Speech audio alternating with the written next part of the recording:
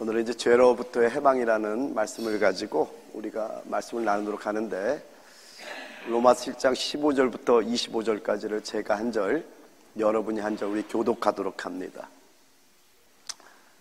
내가 행하는 것을 내가 알지 못하노니 곧 내가 원하는 것은 행하지 아니하고 도리어 미워하는 것을 행함이라.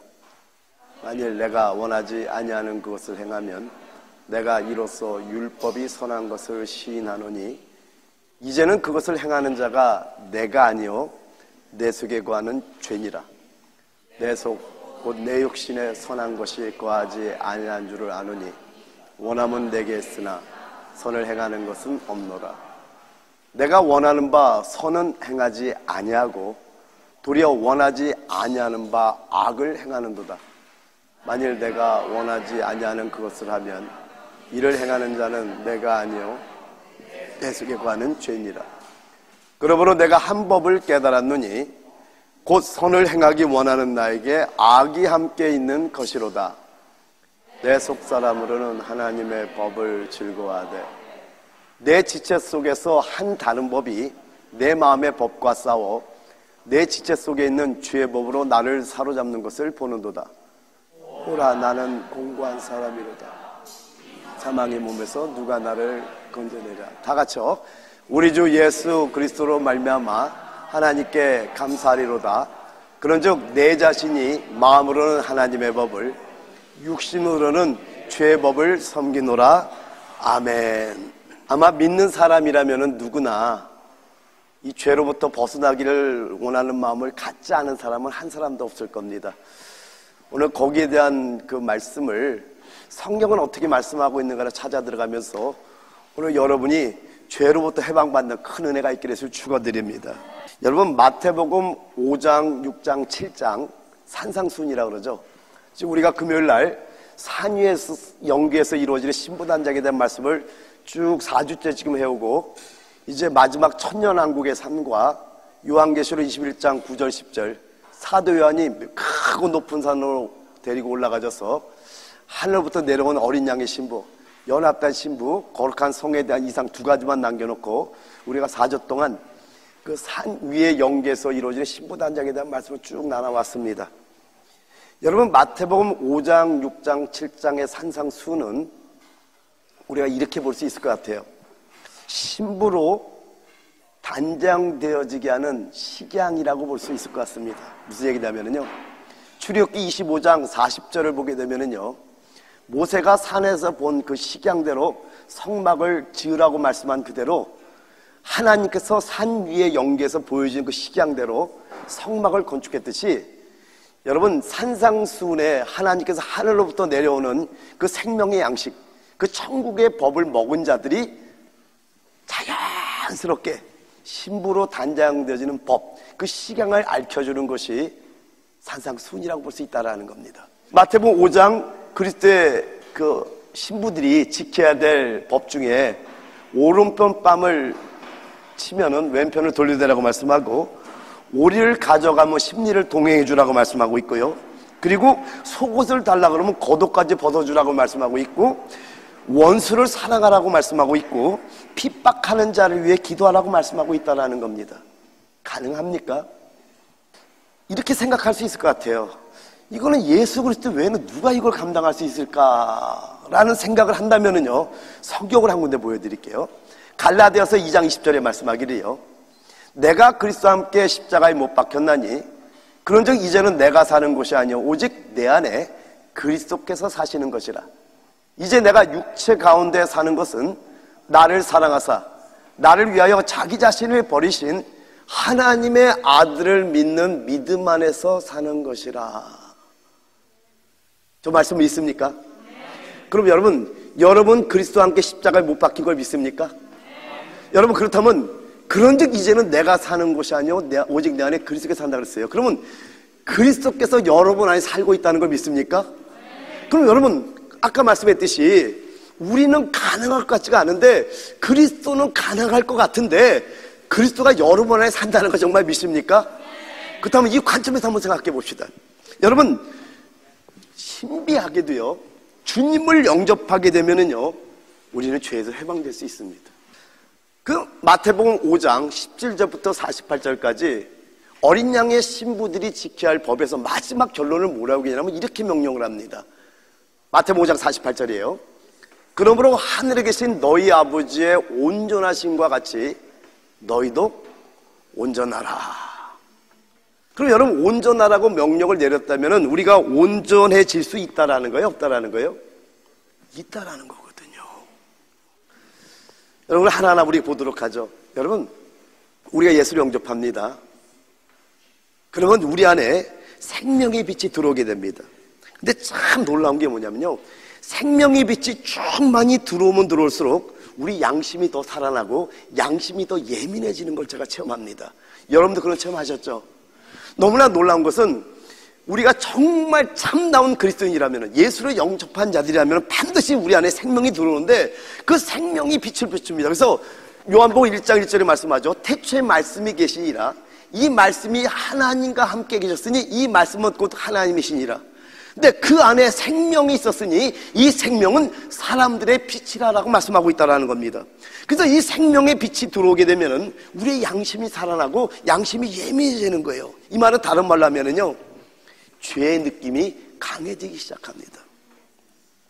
근데 신기한 게 뭐냐면, 누가 가르쳐 주지 않아도 내가 죄를 짓는 것이 옳지 않다라는 걸 그냥 자연스럽게 안다라는 겁니다. 왜 그러냐면은요, 죄로 종자하는 생명이 우리 안에 있기 때문에 그래요. 할렐루야. 그래서 생명을 체험한 사람들은 정말로 죄를 이기기 원하는 마음이 생기기 시작합니다. 그때부터 많은 결단이 생기기 시작하는 거예요. 그래, 내가 예수를 믿는 사람이고 이제는 주님의 뜻대로 살아야지.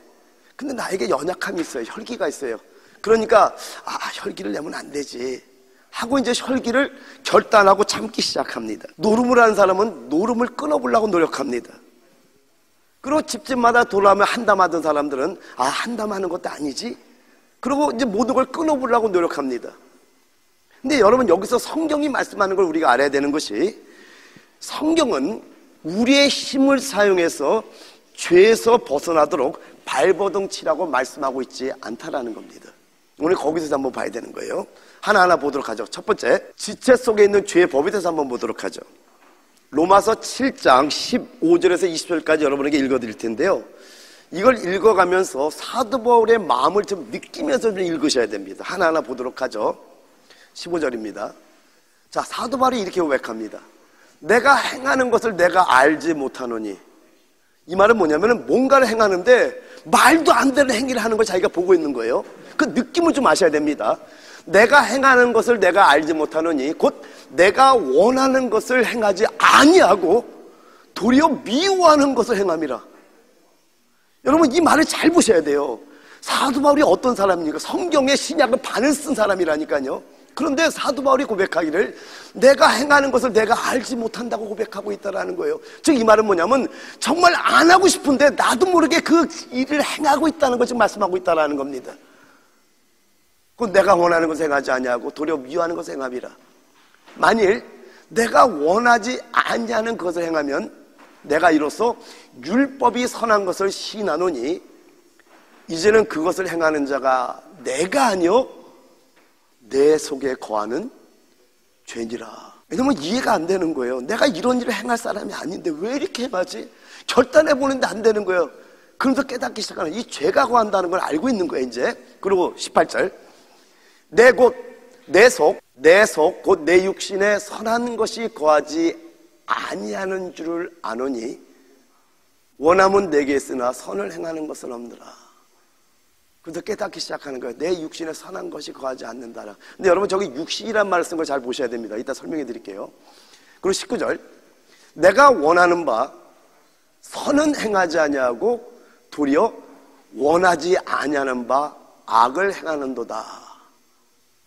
만일 내가 원하지 아니하는 그것을 하면 이를 행하는 자는 내가 아니요 내 속에 거하는 죄니라. 여러분, 여러분이 잘 보셨는지 모르겠지만은요, 로마서 7장 15절에서 20절까지는 반복되는 말이 있습니다. 원하는, 원하지 아니하는, 원하는 것, 원하지 아니하는 것, 원하는 바, 원하지 아니하는 바, 계속해서 반복해서 지금 말하고 있는 거 보셔야 된다는 겁니다. 그래서 로마서 7장 18절에 말씀하기를 원함은 내게 있으나 선을 행하는 것은 없노라 라고 막 그냥 한탄하며 말합니다. 이 말은 뭐냐면 결심만 하지만은 아무리 결심해도 선을 행할 수가 없다라는 말이에요. 왜요? 내 속에 죄가 있기 때문이라고 말씀하고 있다는 겁니다. 여러분, 우리의 실패를 한번 살펴보죠. 여러분에게도 죄의 시험이 올 때가 있죠. 여러분 생명을 체험한 사람들이죠. 그러니까 마음으로 거절합니다. 마음으로 저항합니다. 그래서 그래, 내가 죄의 시험에 죄의 미혹에 넘어가면 안 되자고 거절하고 정해보지만은 결국은 실패합니다. 근데 두 번째 또 시험이 옵니다. 그러니까 또다시 거절해요. 왜? 생명이 있으니까 또다시 거절해보는 거예요. 근데 또 실패하네요. 10번째 시험이 옵니다. 또다시 거부합니다. 이제는 안 되지. 그래도 몇 번 내가 쓰러져 봤으니까 더 이상 쓰러지면 안 되지 하는데 또 실패하네. 만일에 일생 동안에 죄를 한두 번 정도만 짓는다면은요, 그냥 우연히 생긴 일로 생각할 수 있다라는 겁니다. 그런데 여러분, 그 일이 10번, 20번, 50번, 100번 계속해서 죄를 범한다면은 그게 우연일까요? 아니라는 겁니다. 이게 바로 사도 바울의 깨달이었던 겁니다. 내 몸에 죄가 가는 건 알았는데 여기까지 고민하다가 사도 바울이 엄청난 걸 깨닫는 것이 로마서 7장 21절에 25절에 신구약 전체에서 유일하게 바울이 깨달은 말씀이 여기 나오는데 한번 보도록 하죠. 그러므로 내가 한 법을 깨달았느니, 법을 깨닫고 있어요. 법을 깨달았느니 곧 선을 행하기 원하는 나에게 악이 함께 있는 것이로다. 내 속사람으로는 하나님의 법을 즐거워하되 내 지체 속에서 한 다른 법이 내 마음의 법과 싸워 내 지체 속에 있는 죄의 법으로 나를 사로잡는 것을 보는도다. 호라, 나는 공고한 사람이로다. 이 사망의 몸에서 누가 나를 건져내랴. 우리 주 예수 그리스도로 말미암아 하나님께 감사하리로다. 그런즉 내 자신이 마음으로는 하나님의 법을, 육신으로는 죄의 법을 섬기노라. 지금 로마서 7장 15절에서 20절에는 원하는 바, 원치 않은 바, 원하는 바, 원치 않은 바, 이렇게 서로 반복되는 말이 나오다가 내 몸에 죄가 있다는 걸 말씀하고 끝나는데 21절에서 25절에 또 다른 중점인 법을 보여주고 있다는 겁니다. 여러분 한번 보죠. 여러분이 성경을 읽으면서 좀 복 받겠지만 영이 있고요, 혼이 있고 몸이 있습니다. 그러니까 로마서 7장을 봤더니 21절에서 25절을 봤더니 몸 안에 뭐가 있냐면, 자 먼저 여기 혼 안에 뭐가 있는가 했더니 마음의 법이 있네요. 이 마음의 법은 선한 법이라고 그러죠. 선한. 그리고 이 우리 밖에 혹은 우리 위에 하나님의 법이 있어요. 하나님의 법. 이걸 다른 말로 율법이라고 그래요. 따라하면 율법. 율법을 하나님이라고 그래요. 그래서 여러분 로마서 7장 7절부터 25절까지는 세 가지 법을 말씀해 주고 있는 거예요. 성경을 읽을 때 그런 개념을 읽으면 성경이 확 들어옵니다. 그 첫 번째가 뭐냐면 하나님의 법. 그래서 7절부터 14절까지 율법에 대한 걸 쫙 설명해, 사도 바울이. 그리고 15절부터 25절까지 봤더니 혼 안에는 마음의 법이 있습니다. 근데 몸 안에, 지체 안에 봤더니 이게 뭐가 있냐니까 죄의 법이 있네. 다. 근데 영에는 아직 아무것도 없어. 지금 현재는 일단 설명이 없어요. 이 마음의 법, 내 의지가 하나님이 우리를 창조할 때 선한 마음을 주셨어요. 그래서 항상 하나님을 찾게 만들었단 말이에요. 그러니까 사도 바울의 의지로 뭘 향해요? 하나님의 법을 향하는 거예요. 근데 혼이 하나님 법을 향하는데 막고 있는 게 있네. 몸 안에. 여러분 지난 시간에 가인과 아벨의 제사, 인류의 첫 예배를 통해서 여러분에게 뭘 말씀드렸어요? 여러분 이거 굉장히 중요한 말씀을 여러분에게 전했던 거예요. 사람 안에 들어온 사단의 씨가 하나님을 경배하게 할 수 있다는 거 여러분 상상해 보셨어요? 제가 처음에 그걸 깨달아 숨이 멎는 줄 알았어요. 그래서 주님께서 이렇게 예배하는 자를 찾는다 그러면서 얘들아, 예배는 반드시 in spirit and in truth, 영 안에서 진리 안에서 예배해야 돼. 이거는 나를 위한 게 아니라 너희를 위한 거야. 왜요? 요한복음 8장 32절에 진리를 알지니 진리가 너희를 자유케 하리라. 정말 여러분 진리를 깨닫잖아요. 세상에서 가장 자유로운 사람인데 할렐루야. 이게 진리의 놀라운 능력이란 말이에요. 제가 그걸 지금 체험해가고 있단 말이에요. 많은 과정을 거쳤어요. 저는요, 많은 아픔을 겪었어요. 그러면서 그 진리의 위대함을 이제 알기 시작한 거예요. 아, 이거구나. 오늘 여러분 그걸 알려드리려고 그러는 거예요, 제가. 그러니까 보세요, 바울 같은 사람이 말하는 거면 굉장히 중요한 얘기잖아요. 근데 바울이 내가 하는 이걸 이해를 못하겠대. 도무지 알지 못하겠대. 분명히 하나님을 향해서 이 마음의 법, 의지가 하나님의 법을 이루기를 정말로 원하는데 죄법에 사로잡히는 자기를 보는 거예요. 처음에는 뭔지를 모르고 계속 방황을 합니다. 근데 21절에서 25절에 지구 역사상 처음으로 죄가 하나의 법이라는 것을 선포한 자가 사도 바울입니다. 이 죄법이 지체 안에 있으니까 이것이 하나님을 향해서 이루지 못하게 하는 걸 발견하기 시작하는 거예요. 사도 바울은 뜻을 세웠던 자예요. 여러분, 사도 바울 하면 담즙질의 성품이잖아요. 뭘 하나 결단하면은요, 사도 바울을 막을 사람이 없어요. 그런 자가 뜻을 세우는데 실패를 하고, 다시 뜻을 세우는데 실패하고, 또 뜻을 세우는데 실패하고, 한두 번이면 우연이라고 자기도 보겠는데 계속해서 실패하는 자기를 보면서 뭔가 죄에서 저항해보지만은, 뭔가 죄에서 거절해보지만은 계속 실패하는 자기의 모습을 보면서 한 번, 두 번, 10번 계속 반복되는 거 보면서 딱 하나를 깨달은 거야. 아! 죄가 하나의 법이구나. 이걸 깨달았던 겁니다. 여러분, 바울은 죄가 법임을 발견한 최초의 사람입니다. 바울도 처음에는 몰랐던 거예요. 근데 거듭 죄를 범하는 자기를 보면서 이해가 안 되는 거예요. 왜냐면 여러분, 그냥 그러려니 하고 살아가는 사람들은 이게 뭔지 잘 모릅니다. 근데 사도 바울은 결단이 있는 사람이에요. 사도행전 9장에 다메섹 도상에 그 예수 이름을 부른 자를 잡으러 가는 그 혈기를 한번 보세요. 그 전에 사도행전 7장에 보면 스데반에 죽일 때 돌 던지 옆에 딱 지키고 있는 자예요, 이렇게.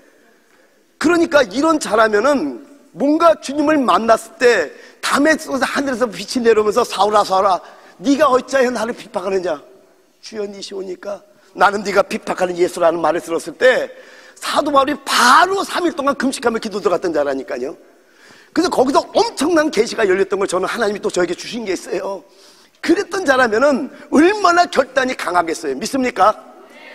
그랬던 자인데 또 실패하고 또 쓰러지고 도무지 이해를 못하는 거예요. 처음에는 내가 정말 원하는 바, 그 하나님의 선한 법, 원하는 걸 행하는 못 안 하고 원치 않은 바 악을 행하는 자기를 보면서 뭐야 이게 도대체 왜 이게 안 되는 거야?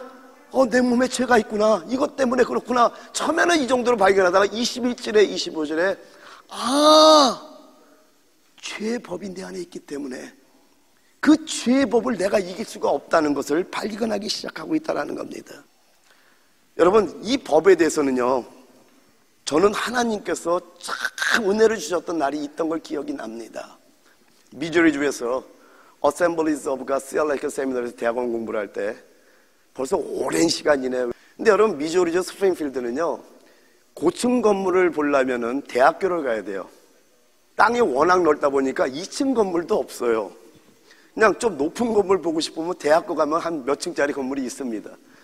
그래서 뭐 갈 데도 없고, 그냥 애들을 데리고 40분 운전해 가면 브랜슨이라는 관광도시가 있는데 뮤지컬로 미국에서 유명한 관광도시입니다.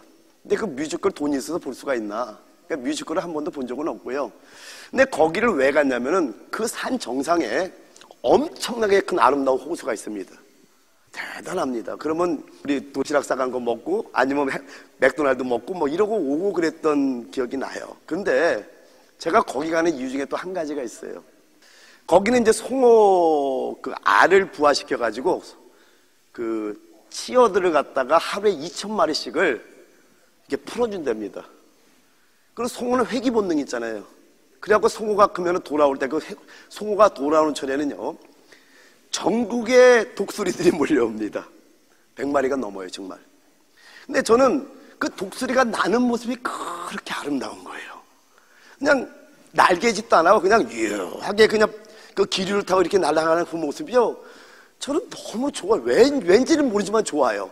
그래서 어느 날은 그 낚시꾼들은 또 뭐 척척척 이런 날씨 있잖아요. 이렇게 줄다가 샥 하면 척척척 하는 거 있잖아요. 뭐 이런 것도 보는데, 근데 거기는 관심이 없고 또 독수리를 보는데 애들 놀게 해놓고 이렇게 철장에 기대갖고 독수리를 쭉 보는데 뭐 거의 1시간을 본 것 같아요. 아주 넋이 빠져가지고 너무 좋아서.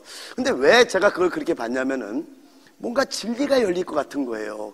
저는 진리에 미친 사람이니까 뭐든지 진리와 관점에서 봅니다. 저기서 뭐가 진리가 열릴 것 같은데, 근데 너무 아름다워. 근데 신기하죠. 그 오랜 시간 제가 봤거든요. 이거 한 번 없어. 그냥 가요. 그냥 신기하다. 어때? 이거 날개짓 한 번 안 하고 그냥 날아가니까. 근데 그날 돌아오는 길이었습니다. 새가 한 마리 땅에 있는 거예요. 죽어있는데 독수리야. 그때 영이 확 열린, 이거다 하고 영이 열린 거예요. 그 기쁨 여러분 아십니까? 그때 열리는데 이거다. 여러분, 법은 자연적인 힘입니다. 여러분, 새가 왜 날 수 있냐면은 만유인력의 법칙, 그래비티, 중력이 있잖아요. 중력이 누름에도 불구하고 새는 새 생명이기 때문에 하늘을 나는데 아무런 힘이 없이 날아다닌다는 겁니다.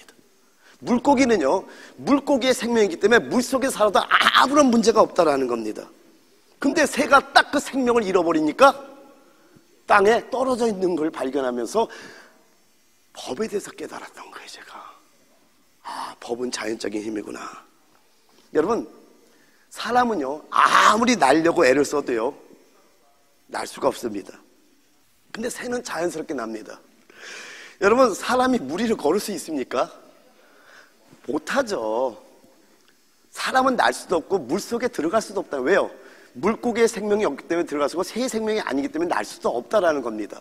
그렇기 때문에 여러분, 법은 자연적인 힘이라는 걸 알아야 된다는 거예요. 자, 두 번째요. 사람의 의지로는 죄의 법에서 벗어날 수 없다는 겁니다. 여러분, 바울이 계속해서 실패한 이유가 뭡니까? 지금 자기의 의지를 사용해서 원하고 결심했기 때문이라는 거예요. 근데 여러분, 21절 이하를 보니까 거기서 깨달음이 왔던 거예요. 지금 사도 바울이 뭘 깨달았냐면요, 자신이 처리해야 할 대적이 다른 것이 아니라 법이라는 걸 깨달았던 거예요. 죄가 법인 걸 딱 발견하자 외친 것이 뭐냐면 로마서 7장 24절에 오라 나는 공고한 사람이로다. 이 사망의 몸에서 누가 나를 건져내랴 외쳤던 겁니다. 근데 요게 조금 더 세 번역에는 조금 더 실감나게 해서 한번 세 번역을 읽어드릴게요. 나는 비참한 사람입니다. 누가 이 죽음의 몸에서 나를 건져 주겠습니까? 사도 바울이 뭘 깨달았냐면요, 억지로 죄의 법을 처리할 수 없다는 것을 깨달았던 겁니다. 여러분, 의지가 뭡니까? 위키백과 사전에는 의지를 이렇게 해석을 합니다. 넓은 뜻으로는요, 무엇인가를 하려는 마음의 작용이다 이렇게 말하고요, 좁은 뜻으로는 2개 이상의 하고 싶은 일이 있어서 그 어느 하나를 선택하여 그것을 하고자 결심하는 것이다 라고 해석을 합니다. 맞죠? 여러분, 의지는요, 사람이 스스로 결정하고 원하고 주장하고 결단하는 것이 의지입니다. 그러니까 사람의 의지가 뭔가를 하려고 결정할 때 그 사람은 반드시 그것을 행하게 됩니다. 따라서 사람의 의지는 힘을 산출해내요. 따라서 여러분, 의지는 힘이 있다는 겁니다. 조금 여러분 부연 설명을 할게요. 여러분의 행동과 생명의 차이를 조금 설명해 드려 볼게요. 여러분이 하는 그 행동들은 사실 기억 속에서 나오는 걸 아십니까? 여러분이 기억 속에 뭘 경험해요? 또 기억 속에 뭔가를 배웠어요? 그럼 그 기억을 통해서 여러분의 행위가 반드시 나오게 되어 있습니다. 근데 생명은 무의식 속에서 나옵니다. 여러분이 매일 생명 안에서 말씀을 먹고 기도하는 생활을 하다 보면은요, 내가 뭔가를 기억하는 게 아니라 이걸 부지부식간에 이루어진다 그래요. 자연스럽게 생명의 영이 여러분의 빛을 비추고 있고 생명의 영이 여러분 안에 있음을 말미암아 내가 뭔가를 하려고 결단하였는데 그냥 자연스럽게 이루어지는 걸 여러분 발견할 겁니다. 어쨌든 간에 여러분, 그러면 여기서 한 가지, 의지와 죄법이 부딪힐 때 어느 쪽이 승리하는가라는 걸 한번 생각해 봅시다. 어느 쪽이 승리하죠? 의지와 죄법이 부딪힐 때 어느 쪽이 승리합니까? 의지가 승리합니까? 죄법이 승리합니까? 여러분, 많은 사람들이 계속 의지로 뭔가를 이기려고 계속 반복해서 노력합니다. 반복하고 또 반복하고 계속 이기려 하다가 결국은 좌절하고 만다라는 겁니다. 여러 가지로 우리가 예를 들 수 있죠. 저는 고등학교 3학년 때 학력고사를 보고 나면은 시험이 끝나면은 학교를 안 나와도 돼요. 일을 하게 되면. 그래서 제가 남대문에서 아르바이트를 했습니다. 어떤 했냐면 옷을 담는 봉투 있잖아요.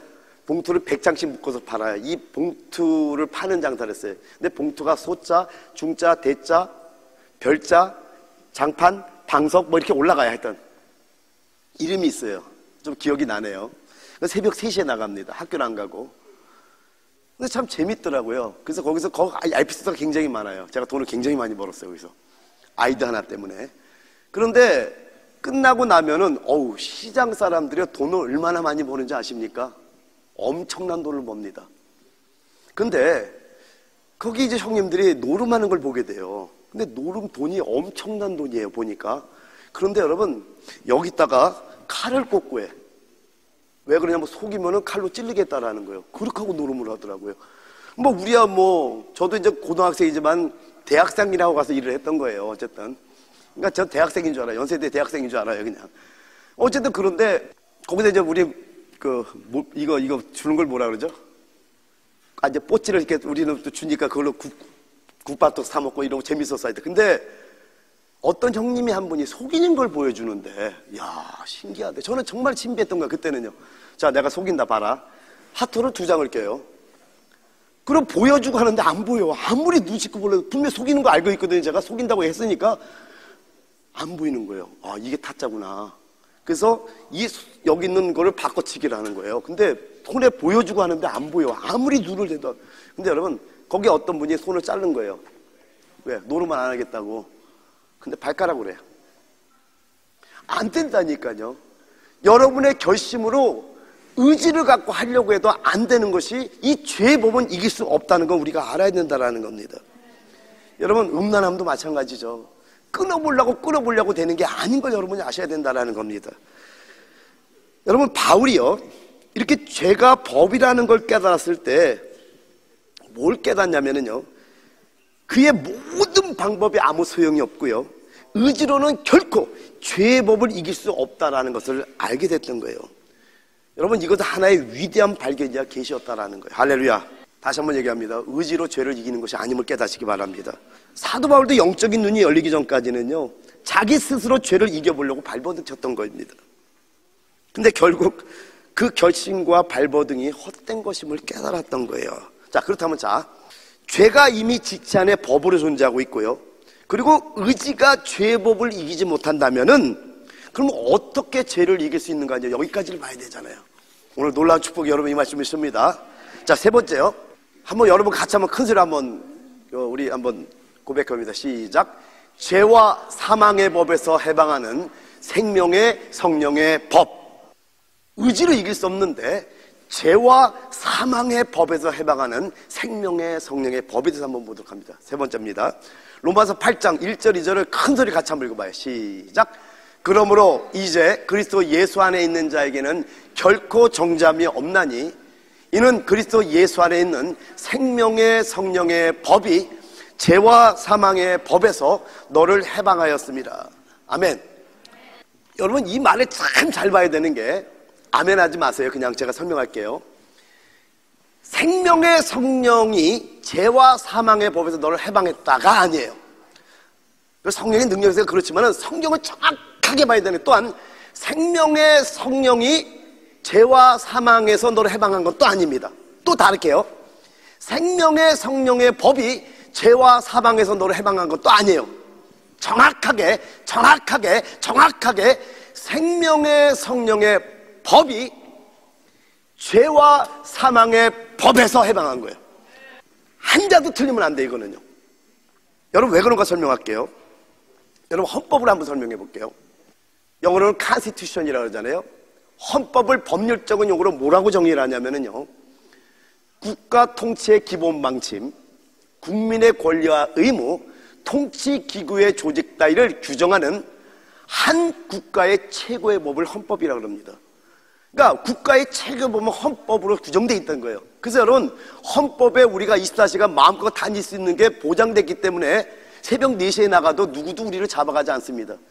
옛날에 우리 통금이 있었어요. 그래갖고 11시 50분이면 막 집에 들어올 때 얼마나 뛰어들어온지 아세요? 왜요? 통행금지가 있었기 때문에. 근데 이 헌법, 한 국가의 최고의 법을 능가하는 법을 뭐라 그러냐면 특례법이라고 합니다. 특별법이라고도. 예를 들면 마샬로, 계엄령이 선포되면은 우리가 24시간 아무렇게나 다녀도 누구도 잡지 않는데 계엄령이 선포돼서 저녁 10시 이후에는 다닐 수 없다 그러면은요, 10시 이후에 다니게 되면 체포됩니다. 저는 명륜동에 살았습니다. 명륜동에 성균관대학교가 있었는데 그 당시 대학교 앞에 도서관이 있었거든요. 그래서 저는 그 대학생 형님들이 군인들한테 두드러 맞는 걸 수도 없이 봤어요. 그 창문으로. 무섭게 때리대요. 이들의 법에 딱 걸리게 되면은요, 그게 테이프로 감았는데 쇠파이프더라고요. 그걸로 막 그냥 사정없이 때리는 걸 보면서 와, 너무 잔인하다 이러고 본 적도 있습니다. 여러분, 이와 마찬가지로 아무리 헌법으로 24시간 다니는 것이 규정되어 있다 할지라도 계엄령이 선포되면은 10시 이후에 나가게 되면은요, 체포돼서 두드러 맞아도 아무런 할 말이 없는 게 그게 특별법입니다. 근데 여러분, 우리가 만유인력의 법칙이라고 하죠. 중력이 여기 있단 말이에요. 그래버티. 이건 하나의 법이에요. 예를 들면은요, 물병을 떨어뜨리면 떨어질까 안 떨어질까요? 떨어집니다. 그렇죠? 아, 이건 무거워서 떨어지는구나. 그러면 냅킨을 한번 여기 가벼운 냅킨을 떨어뜨리면 떨어질까 안 떨어질까요? 떨어지네. 여러분, 신비한 게 뭐냐면은 집에 오래된 옷장을 보면은 요 위에 먼지가 이렇게 두껍게 쌓이는 걸 봐요. 먼지도 시간이 지나면은 서로 엉겨서 아주 단단히 연합되는 걸 봅니다. 날아다니는 것들도. 왜 그래요? 떨어지기 때문에 그래요. 아무리 가벼운 먼지도 그 중력은 하나의 법이기 때문에 떨어진다라는 겁니다. 근데 여러분, 신비하게 뭐냐면, 여러분 헬륨가스 있죠? 풍선에다가 헬륨가스를 딱 넣고 탁 놓으면 어떻게 해요? 분명히 중력이 역사하는데 올라가네? 왜요? 공기보다 더 가볍기 때문이라는 겁니다. 바로 이겁니다. 아까 우리가 사도 바울이 자기의 의지로 수도 없이 원하는 바 원치 않은 바 싸워봤던 거예요. 선을 행하려고 노력하는데 자꾸만 악을 행하는 자기 모습을 봤어요. 그러다가 깨달은 것이 뭐냐면은, 아, 죄가 하나의 법이라는 걸 발견하게 됐던 거예요. 근데 보세요. 지금 아까는 뭐냐면은 자기의 이 의지로다가 하나님의 법을 아무리 지켜보려고 노력해도 죄법으로 사로잡히는 자기를 보면서, 오라 나는 공고한 사람이로다, 사망의 몸에서 누가 나를 건져내라고 이렇게 신음처럼 외쳤던 사도 바울이 로마서 8장으로 넘어오면서 깨달은 거예요. 그리스도 예수 안에 있는 자에게는 결코 정죄함이 없나니 이는 그리스도 예수 안에 있는 생명의 성령의 법이 죄와 사망의 법에서 너를 해방했다는 고백을 했잖아요. 자, 밖에 있는 하나님의 법이, 이 법이 그리스도 안에 거하는 자의 영 안에 들어와야 안 들어와요? 들어와서 그 법이 죄법을 이기게 만든다는 거. 할렐루야. 이기지 못하게 하는 것을 하나님의 영이 들어오면은 그 영 안에 사는 삶을 사는 자들에게는 생명의 성령의 법이 적용함으로 말미암아 그 절대로 이기지 못할 것 같던, 그 수도 없이 쓰러지고 좌절했던 그 죄법을 뚫어버리면서 이기게 하는 놀라운 능력인 걸 믿으시기 바랍니다. 할렐루야. 이게 바로 부지불식간에 자기도 알지 못하는 순간에 이기는 놀라운 역사라는 겁니다. 그러니까 어떤 거냐면 바로 이런 거예요. 아까는 얘기를 했잖아요. 누가 성령 조금만 했는데 이제 나 화내지 말아야지 했는데 딱 건드는데 여기도 울컥 하는데, 아, 화내면 안 되잖아. 의지로 이겼어요. 또 건드려. 그래도 화내면 안 되잖아. 이랬던 게 화를 내게 만들었는데 아무런 화가 안 나는 거야. 이게 이기는 거예요. 이게 승리인 거예요. 그러니까 내가 화가 나는 거를 참는 게 아니라, 의지로 참는 게 아니라 그 영 안에 들어가서 계속 그 진리로 가다 보니까 분명히 이런 상황에서는 화가 나야 되는데 지났는데 내가 화가 안 났네? 이게 뭐지? 이거를 부지불식간에 이긴다고 말씀하는 겁니다. 여러분, 원리를 좀 설명해 드릴게요. 역으로 한번 얘기를 합니다. 죄법이 죄를 짓게 할 때 여러분이 힘을 쓰면서 죄를 졌습니까? 아니면 자연스럽게 죄를 졌습니까? 자연스럽게 죄를 짓잖아요. 여러분, 내가 혈기를 낼 때 나 오늘 혈기 낼 거야! 그러고 혈기 냅니까? 도박장에 갈 때 나는 오늘 도박장에 꼭 가야 돼! 하면서 갑니까? 여러분이 어떤 일을 할 때, 그 죄법이 역사할 때 그냥 자연스럽게 여러분이 끌려간 것이지, 여러분이 결단하고 나는 이렇게 할 거야 이러면서 한 적은 없잖아요. 똑같은 원리라는 거예요. 성령의 법이 죄에서 해방할 때도요, 힘을 쓸 필요가 없다라는 겁니다. 그냥 부지부지간에 이기는 거예요. 이게 바로 승리라는 거예요. 그러니까 여러분, 힘들이지 않은 승리가 참된 승리라는 겁니다. 법은 법이는 거예요. 그래서 여러분, 바로 이거예요. 그러므로 그리스도 예수 안에 있는 자의 결코 정죄함이 없나니 이는 그리스도 예수 안에 있는 생명의 성령의 법이 죄와 사망에서 너를 해방했다 그랬잖아요. 그러니까 이 혼은 자기잖아. 내가 싸웠잖아요, 지금 죄법과. 그런데 밖에 있는 하나님의 법이 내가 그리스도 안에 거할 때 그분이 딱 들어옴으로 말미암아 자연스럽게 그 영이 나를 이기게 하는 거지. 생명의 성령의 법이 죄법을 이기게 하는 거지, 내가 이기게 하는 게 아님을 여러분 아셔야 된다라는 거예요. 그러니까 나는 힘쓸 필요가 없다니까요. 여러분, 그래서 에베소 5장 18절에 왜 이 말을 하는지 여러분 아셔야 돼요. 술 취하지 말라. 이는 방탕한 것이 오직 성령으로 충만함을 받으라고 하는 말을 여러분 성령 충만함 받으셔야 돼요. 자, 왜 그런가 한번 설명할게요. 오늘 로마서를 말씀하게 로마서를 풀어드릴게요. 로마서 먼저 8장 4절에서 8절을 보게 되면은요, 육신을 따르지 않고 그 영을 따라 행하는 우리에게 율법의 요구가 이루어지게 하려 함이라. 우리가 율법을 지키니까 율법의 요구가 이루어진다니까요. 누구에게? 성령을 따라 행하는 자에게. 바로 이거예요. 내가 누구를 따르느냐가 너무나 중요하다는 겁니다. 육신을 따르지 않고 그 영을 따라 행하게 되면은 율법의 요구가 이루어지는 걸 여러분이 발견하게 되는 거, 여러분이 노력하는 게 아니에요. 그러니까 5절에 뭐라고 말씀합니까? 육신을 따르는 자는 육신의 일을, 영을 따르는 자는 영의 일을 생각하나니. 여러분, 이게 뭡니까? 여러분이 지금 생활 속에서 하는 그 모든 것들이 뭔지를 점검해 보셔야 됩니다. 여러분, 여러분이 왜 죄를 범하는지를 말씀을 드렸어요. 바쁘지 않기 때문에 죄를 범합니다. 여러분, 집에 가면 여러분 성경을 봅니까? TV를 봅니까? 여러분 뭘 하고 있습니까? 아니면 인터넷을 봅니까? 근데 여러분, 사역이 많다 보면은요, 그런 거 볼 시간이 없어요. 요즘은 이제 우리 교회에서 이제 요번 주, 다음 주 한 주면 끝납니다. 화요일, 수요일, 목요일만, 금요일 날 교회 오니까 우리 사택기도원에서 2시간씩 기도하고 있어요. 그런데 상황이 되는데도 안 온다면은 육신을 따르는 분이 될 수 있다는 거 여러분 아셔야 돼요. 이렇게 기도회 가셔서 기도해 옵니다. 근데 여러분, 분위기가 얼마나 좋냐면은요, 제가 간증을 하나 드릴게요. 월요일날 목회자 세미나가 아침부터 저녁까지 있었어요. 정말 좋았어요. 여러분이 아는 그 목사님 지금 암에 걸렸는데 얼마나 은혜가 되지. 성령의 춤을 추고 말씀과 기도와 찬양과 엄청 정말 좋았어요. 근데 화요일날 제가 몸살이 오기 시작합니다. 화요일날 기도하기가 너무나 어려웠어요. 그러나 약속된 시간이잖아요. 그래서 하나님께 이렇게 고백을 했습니다. 하나님, 어릴 때부터 기도를 훈련받아왔잖아요. 근데 이렇게 연약할 때 기도하면 하나님의 꼭 보너스가 있더라고. 그래서 하나님 보너스 주실 거죠. 그러고 기도를 들어갔어요. 정말 힘들더라고요. 근데 그냥 어쨌든 억지로 기도를 했어요. 수요일날 조금 회복이 됩니다. 하늘문이 여시는데 말씀이 구약부터 쫙 열리는 게 또 하나가 왔어요. 선물이 왔구나. 그리고 수요일날 뜨겁게 기도합니다. 목요일날 더 뜨겁게 기도합니다. 할렐루야.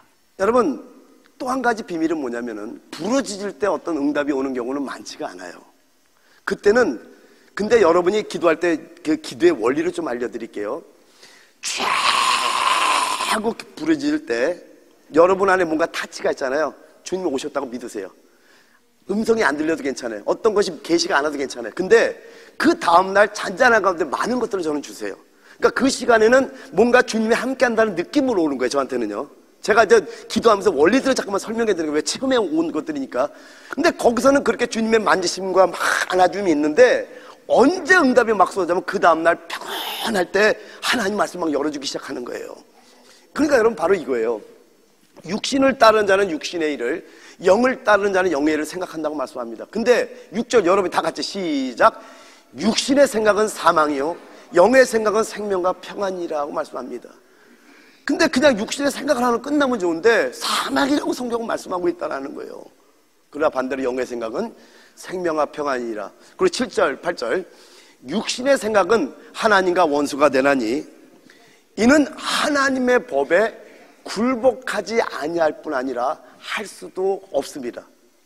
육신에 있는 자들은 하나님을 기쁘시게 할 수 없는데 이렇게 말씀한단 말이에요. 그래서 어쨌든 우리가 뭘 따르는지 생활을 점검해 봐야 되는 게 바로 이런 겁니다. 여러분, 이제 이스라엘과 팔레스타인이 전쟁이 벌어지고 있어요. 식사할 때 뉴스를 좀 봤더니 3차 대전이 일어날 가망성이 지금 많다라고 지금 모두가 지금 굉장히 좀 격해지고 있어요. 주님 올 때가 얼마 안 남았구나. 이제 첫째 지진과 기근과 전쟁과 난리의 소문이 덕분 난다 그랬는데 거의 됐구나라는 생각이 좀 들더라고요. 여러분, 주님 곧 재림합니다. 근데 여러분, 불신자들은 영원한 불못에 가지만은 믿는 자들이 구원받고 끝나는 게 아니에요. 이걸 다시 한번 내가 설교를 해야 되겠다는 생각이 드는 게, 영적으로 구원받은 사람도 우리가 어떻게 행했느냐에 따라서 상급이 있기도 하지만 하나님의 징계가 있다는 걸 여러분 아셔야 돼요. 그것이 바깥 어두운 곳이란 말이에요. 바깥 어두운 곳은 불신자가 가는 곳이 아니라 믿는 자들이 가는 곳이에요. 근데 이거를 교회에서 별로 설교가 없었던 거예요. 저는 30년 이상은 설교해 왔습니다. 이거에 대해서는 목회자들한테 목회자 쌤을 통해서 알려주고 왔고. 여러분, 우리가 구원받은 걸로 끝나는 게 아니라 영의 구원은 주님의 십자가로 끝났지만은 우리의 행위는 우리가 준비해야 되는 거 여러분 깨달으시기 바랍니다. 그래서 이런 말씀을 들을 때 내가 어떤 지금 위치에 있는지 여러분 살펴본 여러분들에게 대해서 축원드립니다. 그리고 로마서 8장 12절 14절을 보게 되면은요, 그러므로 형제들아, 우리가 빚진 자로 돼 육신에게 져서 육신대로 살 것이 아니니라. 너희가 육신대로 살면 반드시 죽을 것이로되, 여기 나와 있네요. 영으로서 몸의 행실을 죽이면 살리니 무릇 하나님의 영으로 인도함을 받는 사람은 곧 하나님의 아들이라. 여러분, 몸의 행실을 죽이는 건 영으로서 몸의 행실을 죽이는 겁니다. 즉 영적인 자리에 나오는 거예요. 그래서 여러분, 결론적으로 마지막으로 말씀드립니다. 로마서의 결론적으로요, 사도 바울이 로마서 8장 30절 39절에 이렇게 말씀합니다. 그러나 이 모든 일에 우리를 사랑하신 이로 말미암아 우리가 넉넉히 이기느니라. 내가 확신하노니 사망이나 생명이나 천사들이나 권세들이나 현재리나 장래리나 능력이나 다 같이 시작. 높음이나 깊음이나 다른 어떤 피조물이라도 우리를 우리 주 그리스도 예수 안에 있는 하나님의 사랑에서 끊을 수 없으리라. 할렐루야. 자, 말씀 마쳤어요.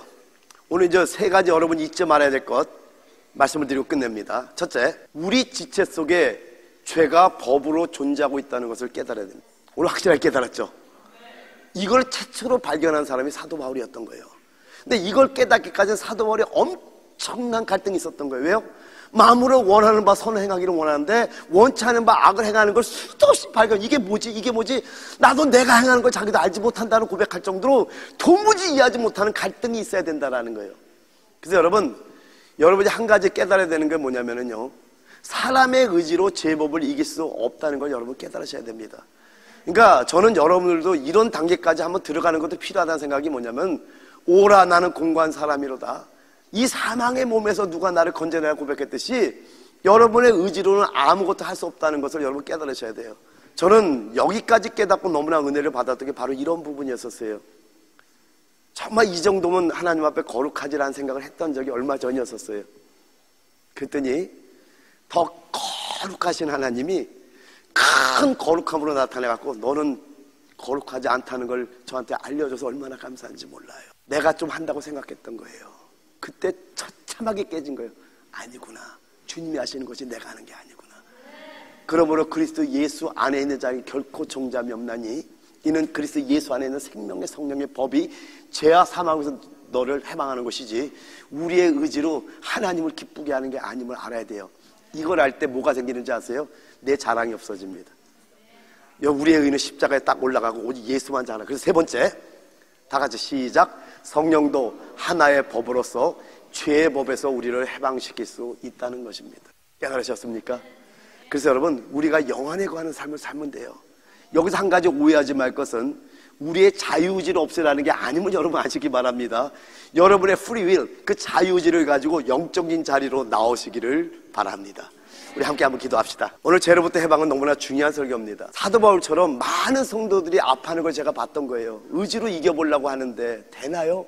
법으로 어떻게 이깁니까? 근데 그걸 해결하는 방법을 주님이 가르쳐준 거예요. 얘들아, 너희는 이길 수 없는데 그 영을 따라 행하는 우리에게 율법의 요구를 이루어지게 한다고 약속을 줬던 거예요. 그래서 그러므로 그리스도 예수 안에 있는 자에게는 결코 종잡이 없나니 이는 그리스도 예수 안에 있는 생명의 성령의 법이 죄와 사망에서 우리를 해결하는 역사. 그래서 주님이 이걸 이루어 주시기 때문에 우리가 영안에 관한 삶을 살면 영안에 관한 생명의 성령의 법이 죄와 사망에서 우리를 이기기 때문에 우리는 자랑할 것이 없음을 알아야 돼요. 그래서 정말 생명과 진리를 알면은요 내 자랑이 없어집니다. 그래서 이 시간 기도할 것은 뭐냐면은요, 출애굽 25장 40절에 말씀하죠. 너는 삼가 이 산에서 내게 모인 식양대로 할지니라. 모세가 식양을 받아서 성막이 건축된 것처럼 이제 우리는 산 위의 영계로 올라가야 됩니다. 그 산 위의 영계에서 생명을 먹은 자마다 성전이 되어지고 생명을 먹은 자마다 새 예루살렘 성 곧 주님의 신부가 되어지는데, 바로 이 생명의 양식, 하늘의 양식을 먹은 자는 주님의 명령이 되어지는 걸 체험하게 될 줄 믿습니다. 하나님, 저는 산 위의 영계로 올라가겠습니다. 생명의 양식을 산 위의 영계에서 먹으며 그 주님의 식양을 받아 흘려 먹음으로 말미암아 저의 신부로 단장되어지는 저의 모습을 보기를 원하오니 주님, 나를 도와달라고. 나는 할 수 없는, 내 의지를 할 수 없는 것은 생명의 성령법이 그리스도 안에 있는 자가 할 수 있겠다 했사매 하나님 그리스도 안에 거하는 자가 되기를 원합니다. 우리 주의 이름 한번 부르기도 합니다. 기도하겠습니다.